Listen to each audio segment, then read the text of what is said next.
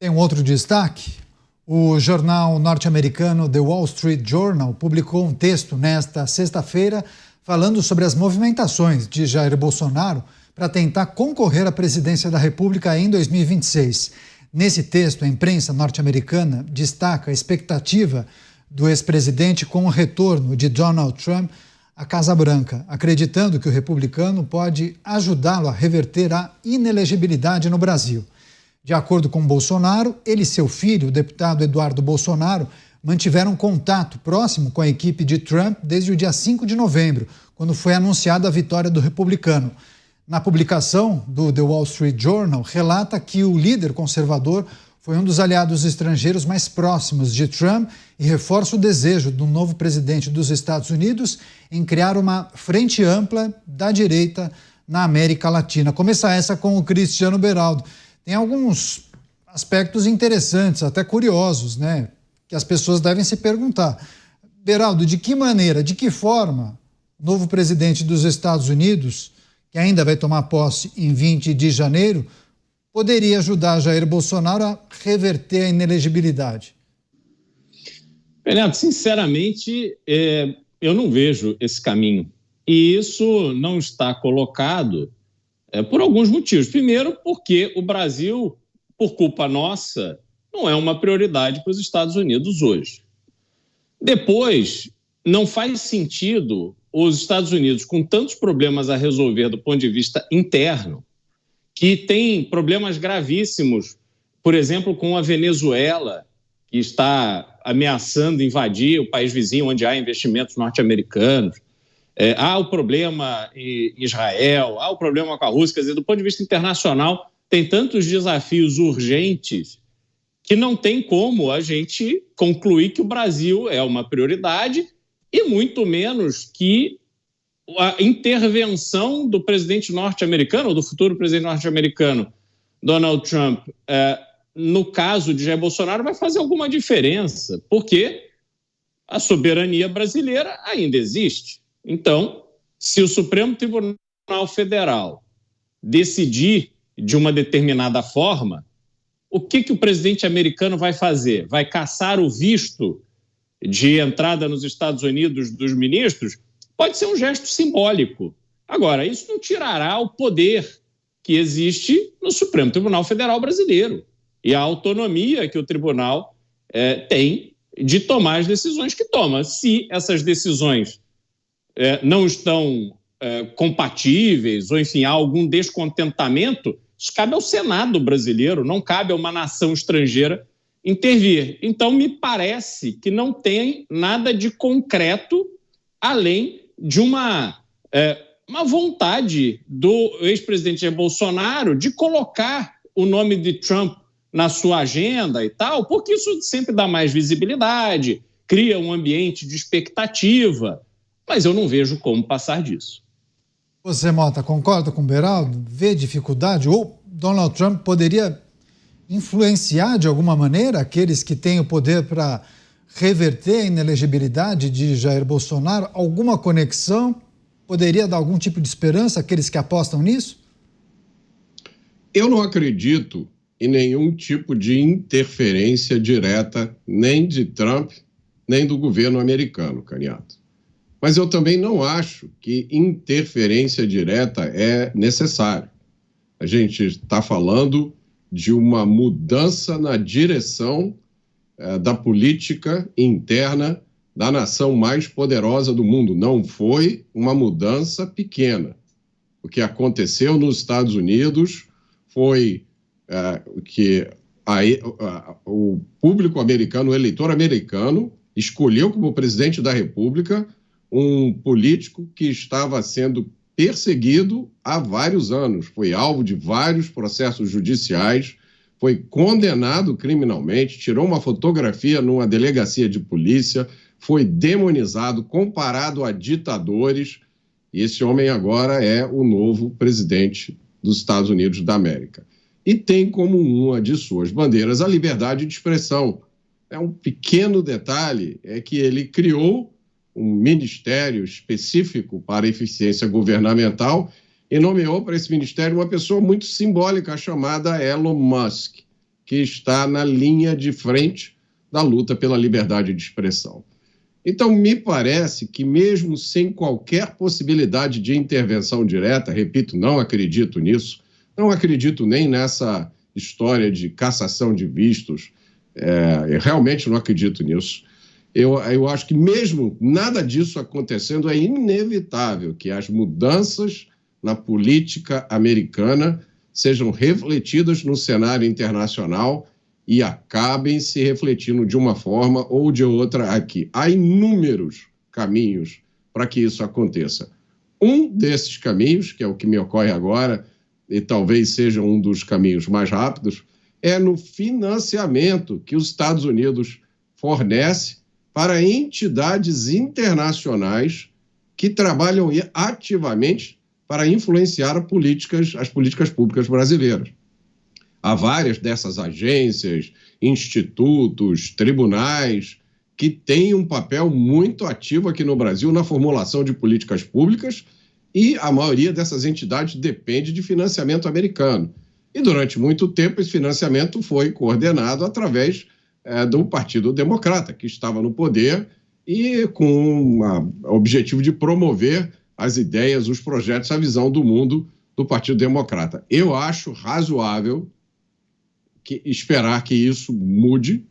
Não acho que isso se constitui em violação de soberania, nem tentativa de interferência na política brasileira. É apenas a mudança de ares da política americana, que eu não vejo como essa mudança não vai influenciar o mundo inteiro.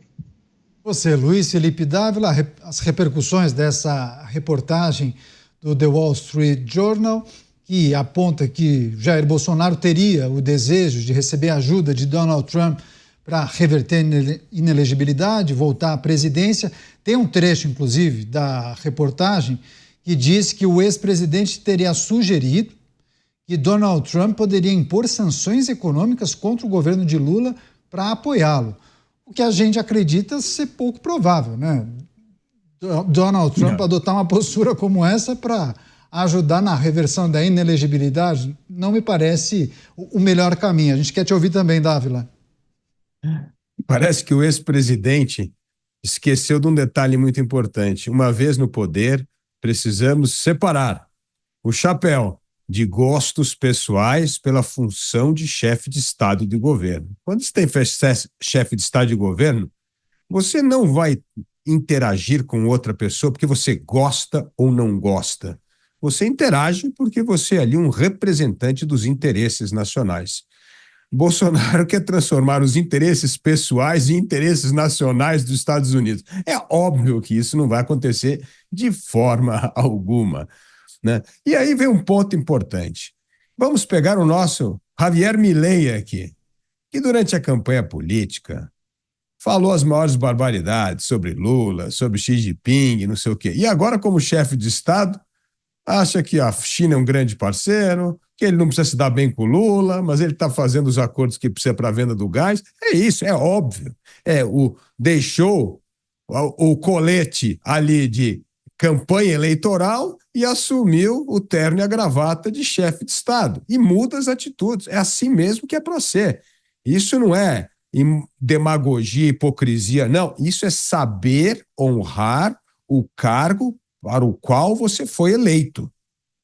Então, quando Bolsonaro tenta trazer questões pessoais e transformar numa questão de Estado, é óbvio que não vai acontecer, por mais que Donald Trump tenha simpatia por Jair Bolsonaro. Ele não vai fazer isso e comprar uma briga com a nação brasileira por causa de Jair Bolsonaro. Então, isso é realmente uma atitude que coloca um peso enorme, que pode, inclusive, melindrar parte dessa boa relação que tem Donald Trump com Bolsonaro quando você pede uma coisa que é um tamanho absurdo, que é você tentar transformar a questão de Bolsonaro numa questão de Estado para os Estados Unidos. Também fica estranho, né, Beraldo, quando uma figura pública quer forçar uma intimidade, né?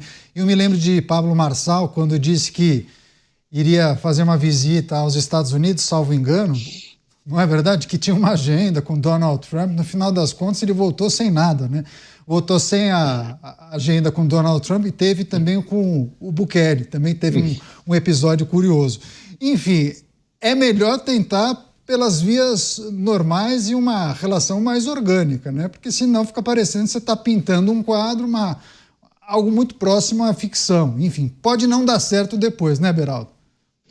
Pois é, e é curioso como é que permitem que um ex-presidente da República tente construir uma narrativa dessa que não resiste à realidade.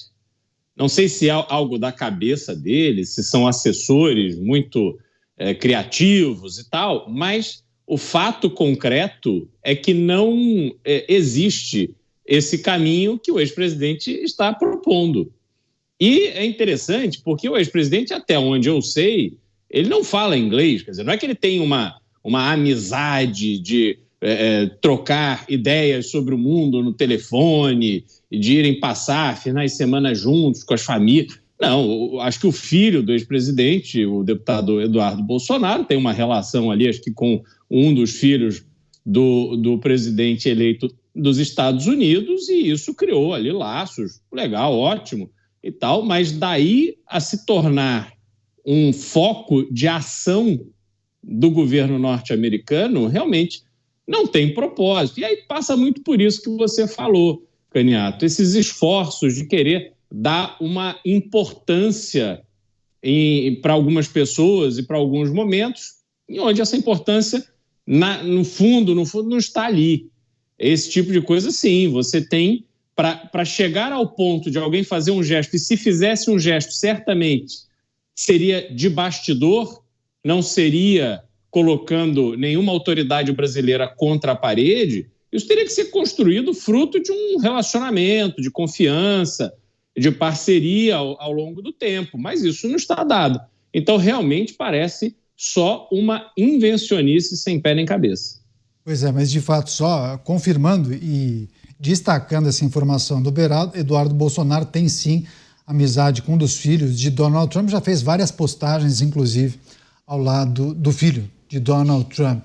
Agora, Mota, que existe um alinhamento ideológico entre algumas figuras da política sul-americana com Donald Trump, isso é inegável, né? O Dávila bem mencionou Javier Milei, a gente pode colocar Jair Bolsonaro, Donald Trump, talvez aí outras figuras que eu não me recorde, aquele ex-presidente do Chile que morreu em um acidente de helicóptero, salvo engano, também tinha um alinhamento, enfim.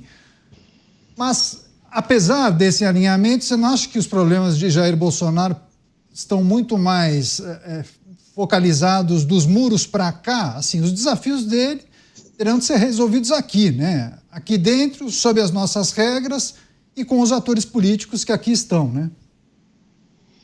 Não resta dúvida disso, Caniato. Claro, cada país tem as suas condições peculiares, mas eu acho que a gente não erra muito se a gente disser que há um conflito que ocorre nos Estados Unidos, que ocorre aqui no Brasil também, que é um conflito entre a ideia do Estado babá, do Estado gigante, que gasta muito, que interfere em tudo, que quer inclusive controlar o que a gente pode ou não pode dizer, e a ideia de um cidadão autônomo, independente, que decide o que quer consumir, que decide o que quer dizer e que quer ficar com a maior parte do dinheiro no seu bolso.